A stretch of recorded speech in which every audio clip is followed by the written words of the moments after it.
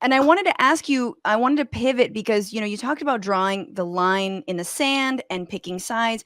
And I feel like so much of what has stalled any kind of justice thus far, and like we're still picking our, jaws off the floor, is the fact that the party with which you are supposed to be negotiating the future and the present of the country is embedded in that insurrection, was part of it. And so, how can you move forward? How can you do anything until you address that? And yet, what we can't not continue to live or run the government, right? It's, still have to, these are Congress people, have to go in to work day in and day out, oftentimes next to someone who wanted them dead or who wouldn't mind if a mob had them killed. And so, you have a president right now who's Biden. And last time you were on in April, Biden was making good moves. This was this moment of like, I think you even said like he seems to be ahead of the movements. And now it feels like he is very far behind. So I guess I want to check in, like temp check on Mr. Joe Biden. According to Alicia Garza, what are Yeah. we doing here? Not a whole bunch of much. We did start off the year really Hold up. well. I tweeted some things. We started off the year really well in the sense that the Biden administration came in and they went gung-ho on COVID relief and recovery, which was the right thing to do. Unfortunately, they also did not plug the hole in the dam, which was the Republicans and white supremacists. And as a result of that, they allowed this extremist movement to get back on its feet and to operate.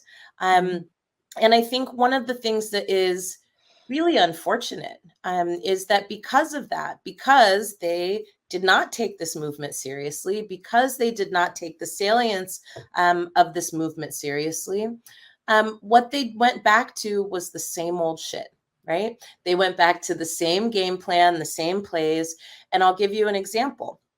You know, Democrats talk a lot, right, about how we only have these slim majorities. And so, the best that we can do is negotiate and compromise. That is absolutely fucking ridiculous. It is not true.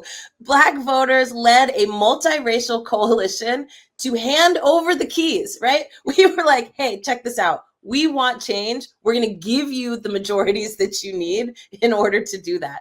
And basically just run the ball down the field for this first fucking year. Give us voting rights. Let us get police reform. Let's get COVID-19 relief and recovery. Let's even get some climate shit up in there. And if you can do that, we are going to hand you the midterms on a silver platter. What Democrats did was went back to the same old, same old. There seems to be some confusion that this Republican Party, which is now an extremist party, is maybe somehow any way resemblant of the Republican Party of the 1990s. And I can't believe that I could say to you right now, I would take George fucking Bush 17 times over compared to what we're dealing with right now. HW. I'm going to say HW. What the Democrats failed to do, right, was to wield that power that they were given. And unfortunately, what it's going to mean for 2022 is that we're going to lose majorities. We are absolutely going to lose majorities. And if we're not careful, right, it will be not 6 years down the drain, right? That's in a kind of like a normal push and pull type of cycle. We're going to be in for some big changes that are actually going to be 20-year, 30-year changes, mostly because of the almost complete erosion of democracy in this country. What the tatters of what wasn't great before. Without that, without people having access to the ballot and unnecessary restrictions on being represented and representing what you want, it's going to be not even an uphill battle. I think we're going to see a complete political change that we haven't seen in this country in my lifetime. So it's something for us to really pay attention to. I will also say, and I talked about this on my podcast last week, that, from a movement perspective, I think we have to think differently about how we engage the Democratic Party. I don't think we're in a position where we can throw out the baby with the bathwater. And, speaking of accelerationists, I think there's a lot of people out there that are like, see, Biden didn't do shit for us. The Democrats don't do shit for us. And I'm like, look, we can keep having this age-old argument about have they done enough? Will they do enough? But power concedes nothing without a demand, right? And I don't think that we've actually made demands on the Democratic Party. I think we have done some interesting inroads of trying to take it over from the inside. But if I'm being honest with you, from my perspective, that hasn't actually been led by communities that have a lot to lose. And so we're actually replicating some of the same dynamics, right? Of kind of leaving out the people that really need to be up in there, controlling the money, right? Determining who the candidates are. And there's no consequences for the Democratic Party or any of its kind of branches when they don't actually get in line and get in lockstep. I was saying on my podcast, it's not about being in an old Buick. Like an old Buick can be tight, but you have to be able to tell your passenger when they're fucking with your radio and messing with the mechanisms. You got to be able to pull over and say, get the fuck out. This is my car, my rules, right? Don't play my stations. Don't play with the mechanisms. Just sit here until we get to our destination. And I think our movement has to really think about, how do we do that in 2022? How do we do that with the midterms? Are there going to be consequences for Democrats that isn't just about staying home, but will there be consequences for the Democratic Party if they don't put forward the agenda and act on it in the way that we sent the mandate for in November and then again in January? Yeah, I mean, the hard thing is I was just gonna say really quickly, like, Nancy Pelosi is worth $46 million with her and her husband's wealth. So, like, the consequences of a fascist taking over is never gonna fall on the backs of people who have nothing to lose, who have all, they're totally fine. They will be fine.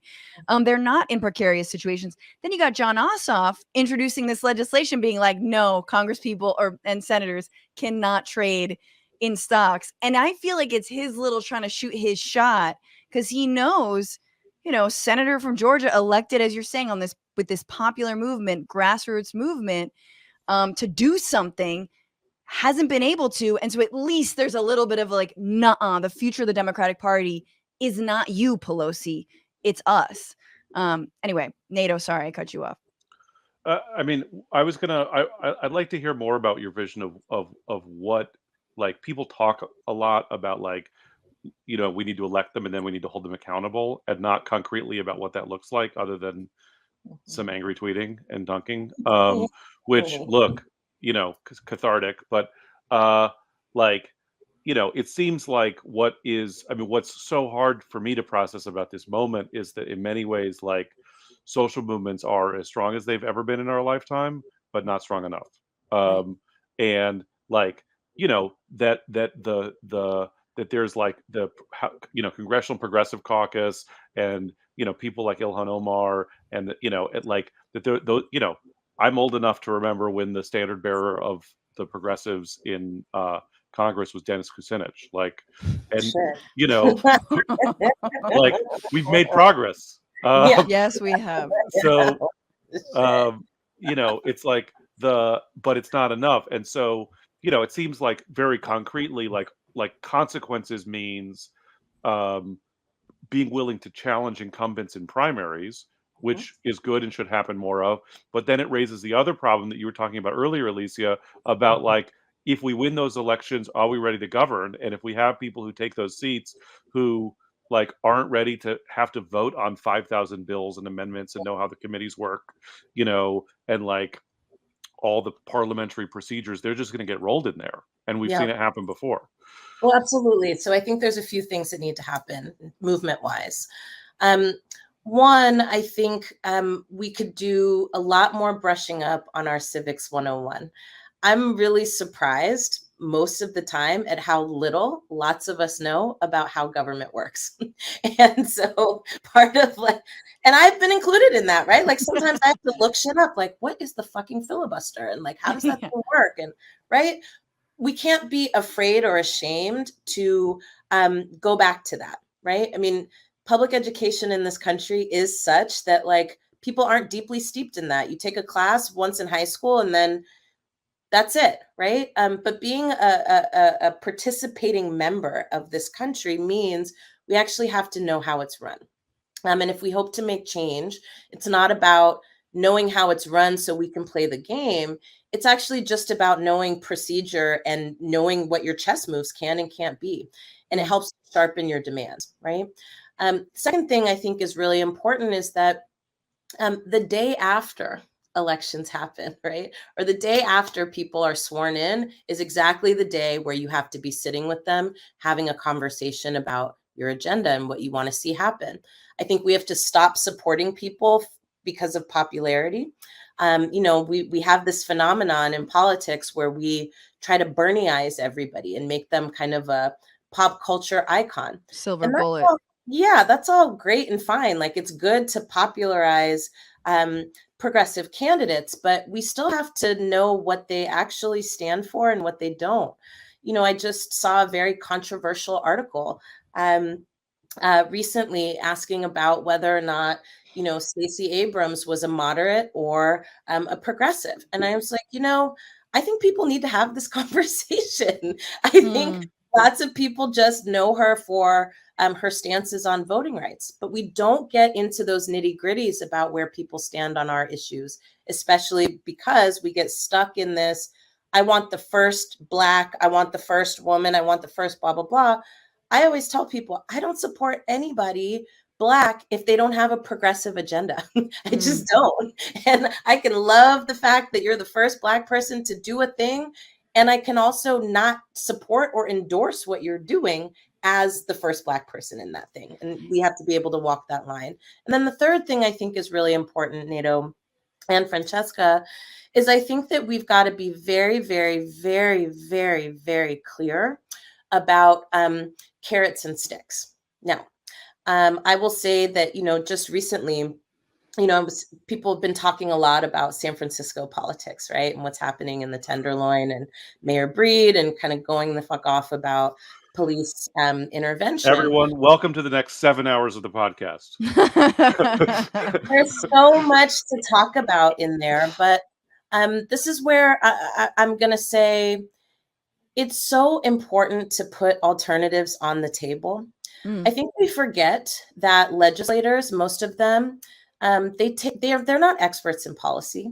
They take their lead from their staffers, and you never know who their staffers are or where they stand on things. And literally, like, I think there's a lot that's possible here that requires us to not just throw rocks at the castle, but also requires us to put some proposals on the table. Yeah.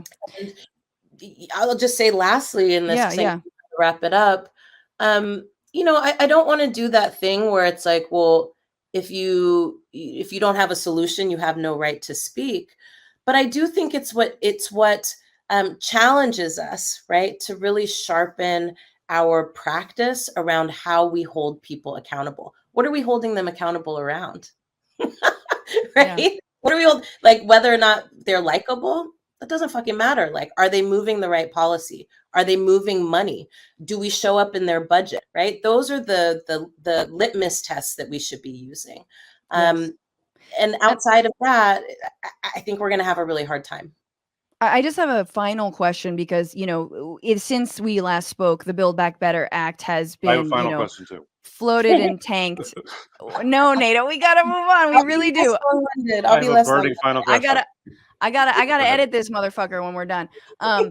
No, that inside the Build Back Better Act was money for home care workers. Yeah. And I believe that still stood as of whenever the hell, Joe Manchin last, touched it with his bumped it with his yacht. But like, so that's a perfect example of an organization that I know you've been involved with, which is Domestic Workers United and Alliance, that like has had a certain seat at the table to push that issue. People need home care. There needs to be money for home care workers. There needs to be investment in long-term elderly care, all those kinds of things. And yet Biden can just kind of ignore that. Like, oh yeah, that was nice. It was really nice to have domestic workers give a seat at the table. It made me look real good. I don't have to deliver for them. Mhm. You know, like, how does that sit with you? Or are you like, I'm not giving up hope on BBB yet? Where are you at? I'm not giving up hope on it. I think we know what needs to be done to move it forward, and we're just not doing it. And that Hmm. is very much in Biden's control. Um, Look, I'll be honest with you.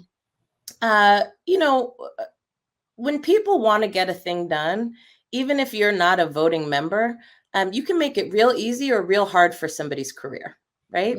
Mm. You can make it real comfortable or real uncomfortable. And I don't see Biden really turning those screws, right? I see him as really trying to figure out, how does he get to be the man who says, I brokered an incredible deal. There's no brokering with these people. And I'm not just talking about the Republicans. I'm talking about all of the obstructionists, which includes Kristen Sinema, it includes Joe Manchin. They fucking represent nobody in relationship to like all the other people who represent the majority of the country who want this thing. Even in their own districts, people want this thing. So why have we allowed Kristen Sinema and Joe Manchin um, to break ranks with the party that's in power? Right. And what consequences are they experiencing from doing that? And Biden has the ability to actually levy consequences. And if he were to pull in his VP for support in that, we'd be having a whole set of different ass conversations. But he's Apparently, making they're not allowed near each other. Manchin and Harris are like, you know, apparently, like, man, if the vice president looks at him weird, he gets upset and goes home. I'm like, sick her ass on him. And I feel like Biden should finish it. You know what I'm saying? Yeah, Like, yeah, totally. Mortal Kombat style, right? Like, if you cross Nancy Pelosi, do you think that you can move the way you want to move? No. No. She's like, let me tell you something. I run shit up in here, and you are going to understand how much I run shit. That's what's happening behind the scenes. And I think the same thing needs to happen with the Senate. And I think the president and the vice president need to be involved. What's going on, Frantifa? If you haven't already, subscribe to this channel right now. Hit that button. And also, you can become a patron and support the show every single week. Get access to bonus episodes and exclusive merchandise. Patreon.com/Bitchuation Room. Do it.